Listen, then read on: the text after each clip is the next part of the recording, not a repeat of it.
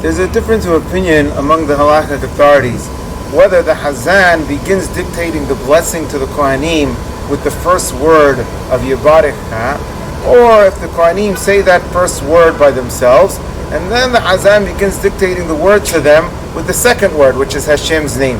But before we discuss that difference of opinion, I just want to note that the Halabi tradition is to pronounce that first word, Yebarekh-kha, which is not like most other communities do. Other communities pronounce that word Yebarekh-kha. Our tradition is based on the opinion of ancient grammarians. In this case, and in other cases in the Mikra, the Sheva under the first Chaf is a Sheva Nah, a resting Sheva, even though it's followed immediately by another Chaf. So we accentuate the bit and we rest the Sheva under the first Chaf, and it's pronounced Yebarekh-kha, not Yebarekh-kha. With regards to whether that first word is dictated or not, Maran wrote the following in Shulchan Aruch. The Kohanim begin by saying Yebarekh-kha, and afterwards the Hazan dictates to them word by word, and they repeat each word. This is based on the opinion of Harambam.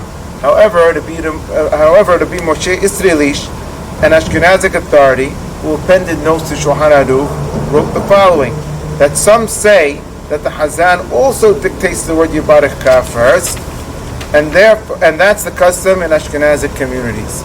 According to Maran, the custom of the land of Israel and Egypt was that the Kohanim begin with the word Yebarekh-kha on their own.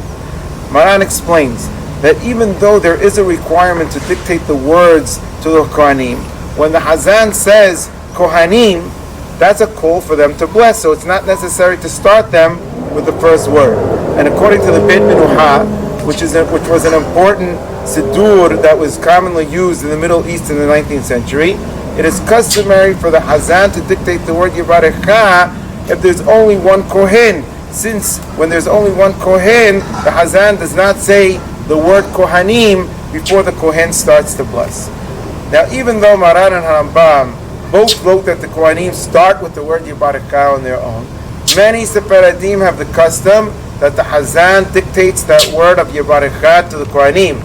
This was the custom of the Kabbalists in their famous knis known as Beit El in Yerushalayim. This is the opinion of the Ben Ish Hai, of the Kav HaHayim, and the Chacham Yosef Aleim HaShalom. But what was the custom in Halab?